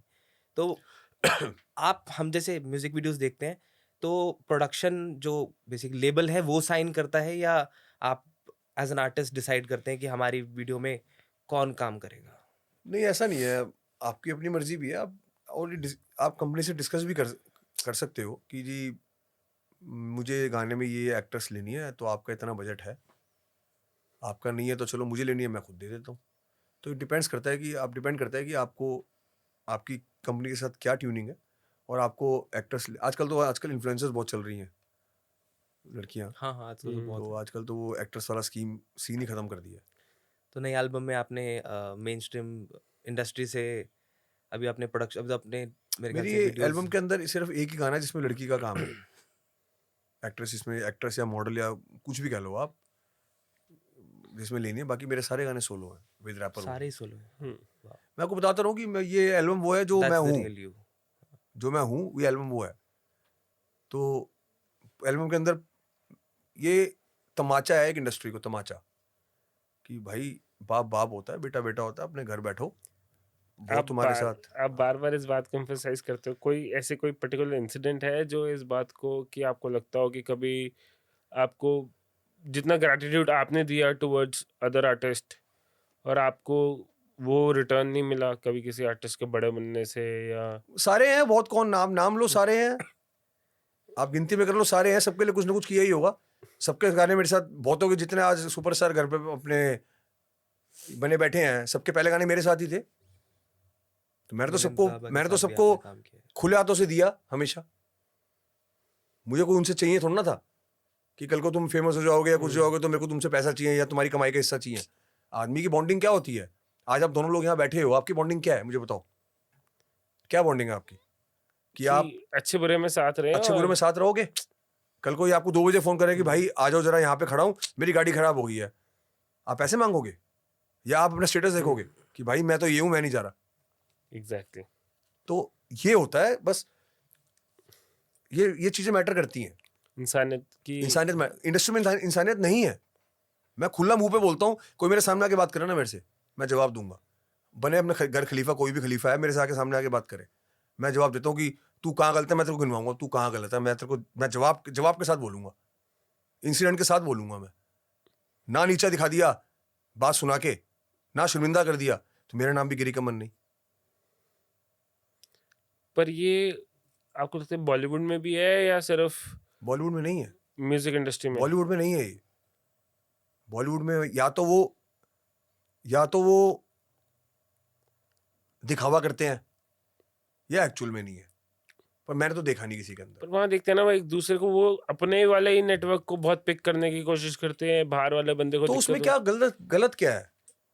उसमें गलत क्या है मुझे बताओ। आप के ये दोस्त हैं, आप म्यूजिक बनाते हो, ये सिंगर हैं, आपकी इनकी ट्यूनिंग मिलती है, ये गाते भी अच्छा हैं और आपके गाने के साथ इनकी आवाज़ जा रही है, इन्होंने आपको गाना दे दिया, तो उसमें गलत क्या कर दिया? तो म्यूजिक इंडस्ट्री में इतनी जलन क्यों कि तेरा गाना ज्यादा हिट हो गया, मेरा नहीं हुआ, तो फिर सामने वाले से इतनी जलन? यहाँ तो शेयर नहीं करते गाना, यहाँ तो ऐसी मौत आ जाती है लोगों को, किसी को आप ये कह दो, अब तो अगर बोलना ही बंद कर दिया है, 5-6 साल हो गए, यहाँ तो किसी को बोल दो कि भाई जरा गाना है जरा शेयर कर देना, वीरे यार मैं ना करदा यार, मैं हुणे ना कुछ शेयर किया है थोड़ी देर पहला ना, मैं करदा शेयर। अच्छा दूजा किसी को बोलो, हाँ जी भाई अपना मैं कहना मैनेजर नू करदा हो, क्या है यार, 1 मिनट लगना है। जो इंस्टाग्राम खोलो, इंस्टाग्राम खोल के अपना स्टोरी पे जाओ, उसको लिंक 2 मिनट का काम है, पर ऐसा दिखाना है कि ओ माय गॉड मैनेजमेंट देखती है सारा काम, टीम देखती है। लड़कियों के मैसेज आ जाएंगे ना इंस्टाग्राम पे भी, तो वही वाना बी स्टार्स खुद मैसेज करेंगे और वो शेयर के लिए कह दो ना यार, वो लड़के को बोला था, वो कर देगा अभी यार। अब मुझे बताओ आप, ये सही है? क्या डर होता है कि कोई और ज्यादा डर नहीं फेमस होता, ना हो जाए या? डर नहीं होता, ये उनकी अपनी वो एक ना वो उनकी गिल्टी कॉन्शियस होती है, वो गिल्टी होते हैं अंदर से कहीं ना कहीं, उनको लगता है यार मैं शेयर कर रहा हूँ उसका गाना, कहीं ऐसा तो नहीं है कि मैं मतलब ये उड़ जाएगा या इसको लोग पसंद करेंगे। अरे भाई वो मेरी किस्मत है, वो तेरी किस्मत है ना यार, दोस्त बोला तो शेयर करना यार। बीच में तो ट्रेंड ये शुरू हो गया था कि किसी बंदे ने, किसी कंपनी ने, कोई कंपनी होगी, उसने सारे आर्टिस्ट के फेसबुक पेज ले लिए और वो चार्ज कर रहा है 2 लाख रुपए गाने शेयर करने के 20 पेजों पे। क्या तमाशा है यार ये। तो आप मुझे बताओ, आप कह रहे थे कि ऐसे इंसिडेंट आपके साथ, मेरे साथ नहीं, ये तो सबके साथ है, कॉमन नॉर्म है। बस फर्क क्या है कि हम बोल देते हैं, लोग मिसड़े रहते हैं, लोग मीठे मुंह के रहते हैं अपना मतलब निकालने के लिए, हमने से मतलब वाली बात नहीं होती है। हम जो है वो मुंह पे हैं, किसी का डर नहीं मारा। एक चीज जो आप हार्डकोर चाहते हो कि पंजाबी इंडस्ट्री में चेंज हो, म्यूजिक इंडस्ट्री में प्यार, लोग एक दूसरे से प्यार करें, ईर्ष्या ना करें, एक दूसरे के साथ खड़े हो, बस ये चाहता हूं मैं। अपने घर सब काम शोल्डर टू शोल्डर एकदम कम। अगर किसी को यार बोला किसी आर्टिस्ट ने किसी आर्टिस्ट को, तो उसके साथ खड़े रहें, उसके साथ प्यार दिखाएं और दिल से खड़े रहें, दिखाने के लिए खड़े मत रहें। ये चेंज होना चाहिए, पर ये होगा नहीं, आप भी हो मैं भी हूँ, मुझे पता है ना। होगा आई थिंक, अगर आपको लगता है तो बहुत सारे और आर्टिस्ट को भी इस युग में तो नहीं होगा, मुझे लगता है, और बाकी आर्टिस्ट को भी लगता होगा ना। मैं आपको थोड़ी देर पहले क्या बोला, मेरे को लगता है बाकी आर्टिस्ट को भी लगता होगा। हाँ जी। बट वो कहीं ना कहीं अपना काम निकालने के लिए मीठड़ा बन के, मीठे मीठे बन के बात करते हैं, पीठ पीछे गाली दे रहे होते हैं, मुड़ते उसके और सामने प्यार दिखा रहे होते हैं। वो चीज नहीं हो सकती अपने से, कोसों दूर उस चीज से। मैं एल्बम कब आ रही है फिर? इसी साल करेंगे, इसी साल मतलब कब एक्सपेक्ट कर सकते हैं हम? मिड में या फिर नेक्स्ट मंथ? नेक्स्ट मंथ, अगले महीने ही आप बोल रहे हो? मतलब अगले महीने के लास्ट में, तो ये मार्च तो खत्म ही हो गया, so maybe April last week. And music videos कितनी हो रही हैं उसमें? अभी हम एक गाने से शुरुआत करेंगे म्यूजिक वीडियो की, बाकी के ऑडियोज डालेंगे। Then it depends on public कि लोगों को कौन सा गाना ज़्यादा पसंद आ रहा है, तो उसको फिर उसका वीडियो दोबारा निकालेंगे। बट जो मेन गाना है, कुछ एक आधी लाइन आप गाना चाहोगे मेन गाने की? आई डैडी वापस अब तो मचेगा बवाल, बस इतना कह सकता हूँ मैं। That's really nice.